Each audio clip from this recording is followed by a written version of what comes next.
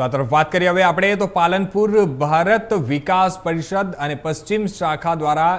MBBSમાં પ્રવેશ મેળવવા માંગતા હોય તેવા વિદ્યાર્થીઓ માટે એજ્યુકેશન સેમિનારનું આયોજન કરવામાં આવ્યું હતું અને જેમાં જુદી જુદી શાળાના 150 ઉપરાંતના વિદ્યાર્થીઓએ સેમિનારમાં ભાગ લીધો હતો અને જેમાં સ્પીકર રાજેશભાઈ ત્રિવેદી દ્વારા તેમને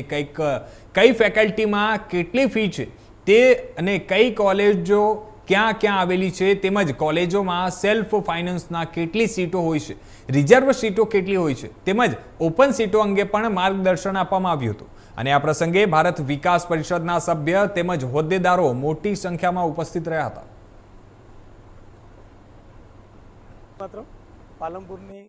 ભારત વિકાસ પરિષદની બંને શાખાઓ દ્વારા આજે 12 સાયન્સના વિદ્યાર્થીઓ છે જેમને બી ગ્રુપમાં એડમિશન લીધું છે અને જેમને ડૉક્ટર બનવાનું સપનું છે એમના માટે ટોટલ એજ્યુકેશન સેમિનારનું આયોજન આ બે શાખા દ્વારા કરવામાં આવેલ છે, જેના 177 વિદ્યાર્થીઓનું રજીસ્ટ્રેશન થયેલ છે. શાખાના બધા સભ્યો દ્વારા ખૂબ જ મહેનત કરી અને આ સંખ્યા કરવામાં આવી હતી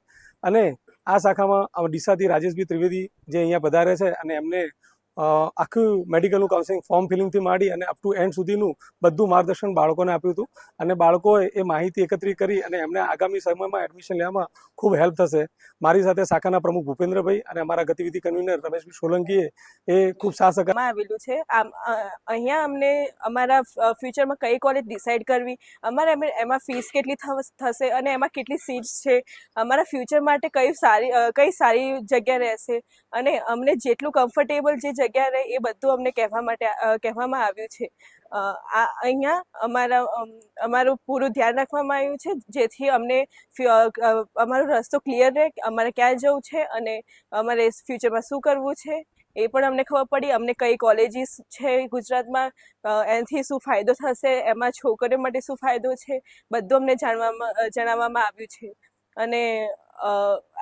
અહીંયા અમારા જે પેરેન્ટ્સ છે, જે પેરેન્ટ્સને પણ જે એમનું વધારે ધ્યાન નહોતું એ પણ બધું ધ્યાનમાં આવેલ છે. અમારા સ્ટુડન્ટ્સને પણ જે અમને સ્કૂલમાંથી નથી જણાવવામાં